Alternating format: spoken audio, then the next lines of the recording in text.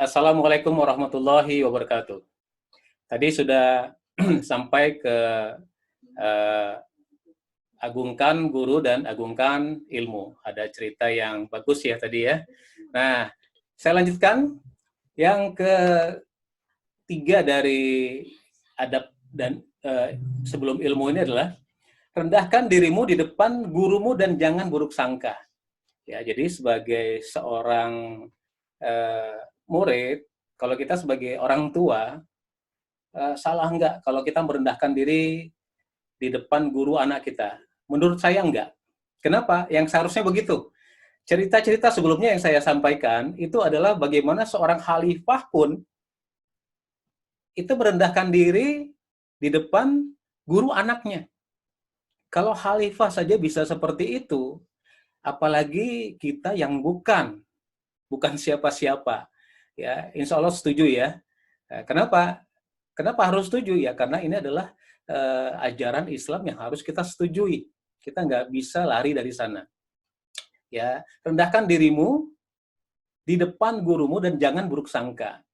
Nah, apa yang dikatakan oleh Rasulullah melalui hadisnya yang diriwayatkan oleh At-Tabrani, belajarlah kalian ilmu untuk ketenteraman dan ketenangan, serta rendah hatilah pada orang yang kamu belajar darinya. Oke, rendah hatilah pada orang yang kamu belajar darinya. Jadi ini pesan saya kepada diri saya dan kepada teman-teman semua, pada saat belajar, ya ada satu bait lagu itu, jangan lihat siapa yang bicara, tapi dengar apa katanya. Jadi sejatinya sebagai seorang murid atau kita yang sedang belajar, maka jangan pernah lihat itu gayanya seperti apa, wajahnya seperti apa, ya, bentuknya seperti apa, dandanan seperti apa. Tapi yang paling penting adalah apa yang disampaikan dan itu yang kita ambil. Insya Allah nanti keberkahan ilmu itu akan jadi lebih mudah kita dapatkan. Oke, kemudian dalam hal jangan buruk sangka dan merendahkan diri ini, satu prasangka buruk saja kepada gurumu, maka Allah haramkan seluruh keberkahan yang ada pada gurumu kepadamu. Ini jumhur ulama. Jadi satu prasangka buruk aja kepada guru kita, maka Allah udah haramkan keberkahan. Kalau keberkahan itu haram, artinya 100 tahun pun kita belajar kepada guru yang kita sudah buruk sangka, maka sia-sia ilmu yang kita dapat. Kenapa? Karena nggak ada manfaatnya, nggak ada keberkahannya. Ya, jadi teman-teman, termasuk saya sendiri, kita harus berhati-hati tentang belajar atau menghadapi seorang guru atau guru anak kita. Kenapa? Anak kita itu adalah bagian dari kita. Maka apapun yang terjadi, itu menjadi tanggung jawab kita sendiri. Kita didik ada kita sesuai fitrah. Maka hadapanlah wajahmu dengan lurus kepada agama Allah. Tetaplah atas fitrah Allah yang telah menciptakan manusia menurut fitrah itu. Tidak ada perubahan pada fitrah Allah. Itulah agama yang lurus. Jadi fitrah kita adalah menjadi manusia atau makhluk yang sempurna. Karena sempurna itu maka harus paling baik, paling cerdas, paling berakhlak. Ya. Tanpa itu maka rasanya kita nggak akan bisa dapat apapun. Ya. Kalau kita melanggar fitrah. Kemudian berikutnya adalah orang tua adalah teladan anak, guru sebagai cerminnya. Kalau kita lihat di foto di belakang saya ini, mungkin nggak kalau misalnya kita sedang bercermin, kemudian kita seperti ini, tapi cermin di belakang kita itu tidak segaris sama kita. Itu nggak mungkin, ya. Maka kalau kita adalah orang tua atau guru, maka cerminnya adalah orang tuanya.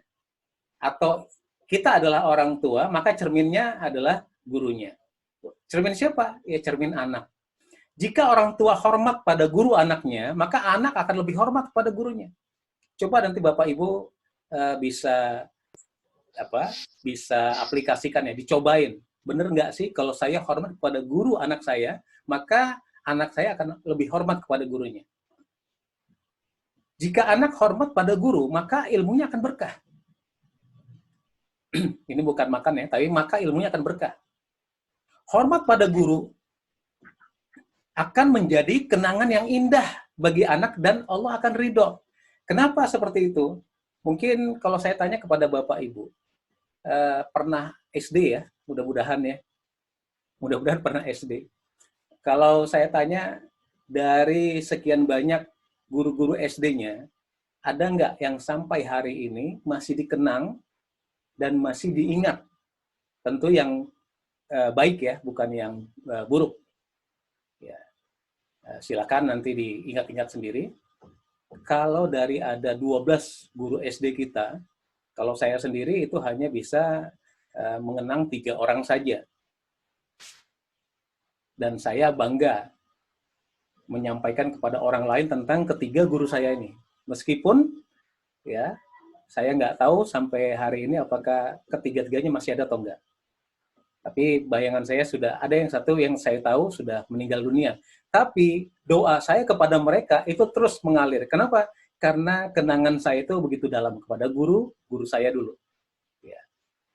Nah, kenangan indah itu bisa dibagikan kepada anak cucu kita nanti. Kenapa? Yang indah itu kalau dibagi, itu maka jadinya akan indah. Insya Allah seperti itu. Berikutnya adalah anak yang memiliki kenangan indah, maka dia akan memiliki kebanggaan. Sebagaimana yang saya alami sekarang ini. Saya bangga kepada guru-guru saya. Kebanggaan adalah legasi pada gurunya. Dan legasi adalah kebahagiaan pada guru dan orang tua sekaligus anak-anaknya. Nah, ini yang akan kita ciptakan sebagai orang tua, bagaimana nanti anak-anak kita itu hormat kepada gurunya dan gurunya menjadi legasi.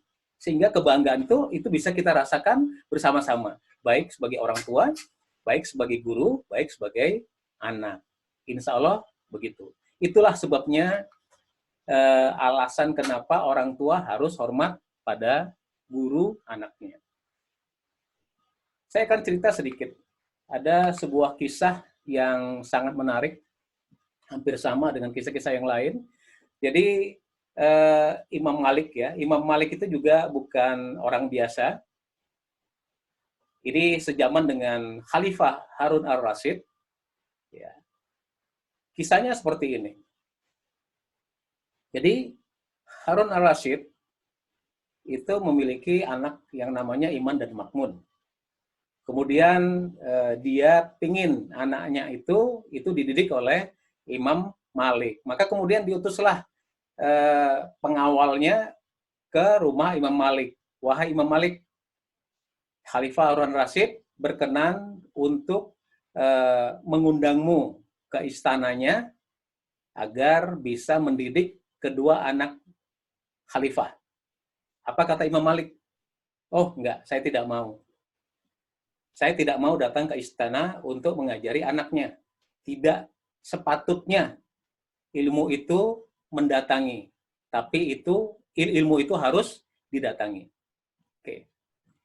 Kalau mungkin ada penguasa seperti sekarang, dan ada seorang ulama seperti itu, mungkin akan dipenjara ya. Tapi Khalifah Harun al-Rasyid itu bukan khalifah kaleng-kaleng, sehingga kemudian ketika dia diberitahukan tentang prinsip Imam Malik, maka kemudian dia kirim lagi pengawalnya ke Imam Malik. Wahai Imam Malik, kalau tidak boleh Anda datang ke istana, boleh nggak kalau anak-anak khalifah itu datang ke tempatmu untuk belajar? Apa kata Imam Malik? Boleh. Tapi pakai syarat. Syaratnya apa? Jangan pernah sampai anak-anak khalifah itu melangkahi pundak-pundak murid-murid saya. Maksudnya apa? Maksudnya begini.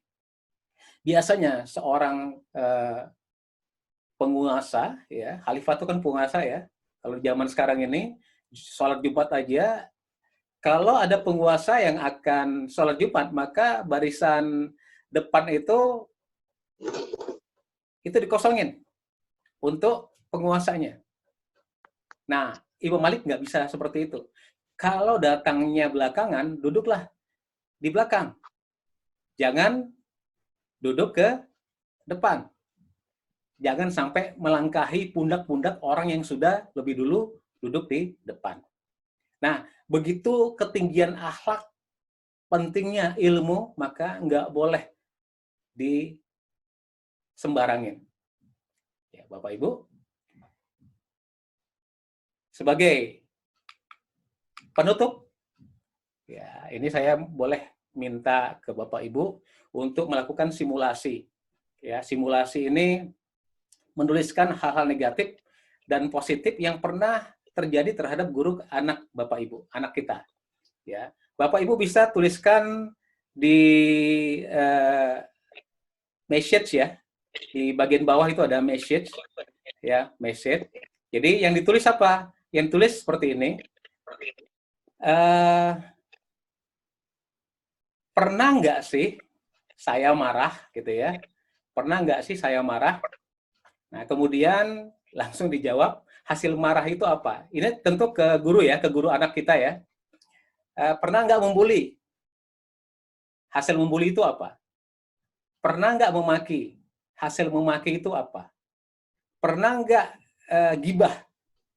Ya, ngomongin guru anak kita? Ya, tentu yang namanya gibah itu banyakan adalah negatif. Hasil gibah itu apa? Pernah nggak melakukan tindak kekerasan? Nempeleng kek? Atau nyemprot kek? Dan hasil kekerasan itu apa?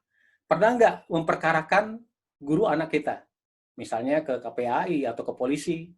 Dan hasilnya apa? Ini kejadian negatif. Nah, tolong dituliskan, bisa di message, bisa juga di catatan sendiri, ya. Karena nanti ini penting untuk apa? Keberlangsungan anak kita juga, ya. Setelah itu, maka ini hal-hal negatif ya, ada marah, membuli, memaki, gibah, tindak kekerasan, memperkarakan, pernah nggak kita lakukan kepada guru anak kita? Kalau pernah, hasilnya apa sih? Sehebat apa hasil yang kita lakukan itu terhadap diri kita atau ke anak kita? Nah, yang kedua bisa ditulis, ya bisa ditulis. Kejadian positif terhadap guru anak kita.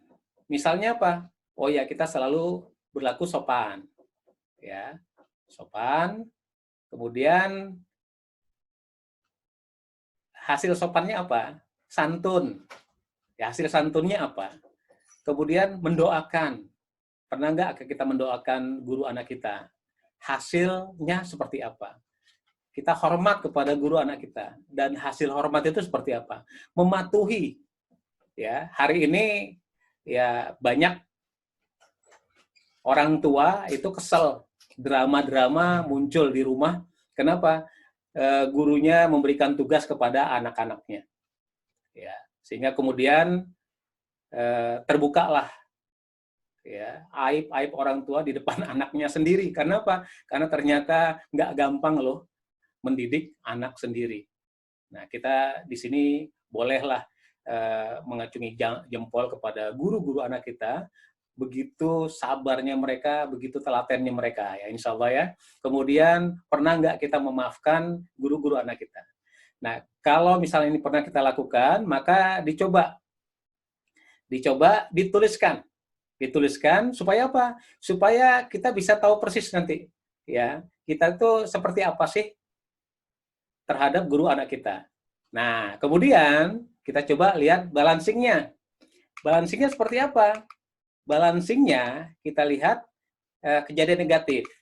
Dari kejadian negatif, jika masih ada yang negatif terjadi, ya terhadap sikap kita sebagai orang tua kepada guru anak kita, maka mintalah maaf yang tulus kepada guru anak kita tersebut.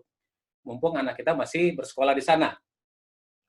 Nah, kemudian jika ada yang positif, maka tingkatkan terus dan sampaikan kepada anak kita untuk sangat menghormati dan mentaati gurunya.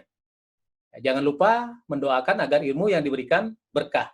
Maka dengan cara seperti ini, maka kita akan lebih lega.